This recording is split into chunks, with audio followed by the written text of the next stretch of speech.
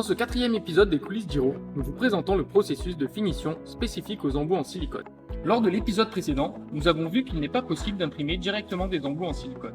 Nous devons d'abord concevoir des coques en résine qui serviront de moule. Ensuite, nous injectons le silicone dans les coques avec la couleur et la dureté short choisies selon le type d'embout. La dureté varie entre 25 et 60 short. Le silicone est ensuite polymérisé sous 4 barres de pression à une température d'environ 50 degrés dans un polymax pendant environ 15 minutes.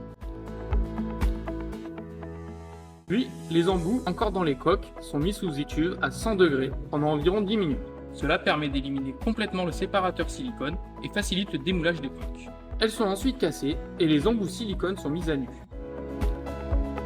Les évents nécessaires à la coulée du silicone et les cônes de coulée sont alors retirés avec une pièce à main. Par la suite, les embouts passent dans un tonneau à polir pendant 30 minutes avant d'être vernis, en brillant ou en mat, selon la finition choisie, grâce à un système de trempage. Un marquage coloré peut être ajouté afin de distinguer l'embout droit du gauche, et des tubes peuvent être collés si nécessaire, avec une colle spécifique. Enfin, chaque embout passe par un contrôle qualité rigoureux, garantissant le respect des exigences du client, ainsi que l'état du produit final. Dans le prochain épisode, on vous dévoile le processus de finition pour les embouts en résine.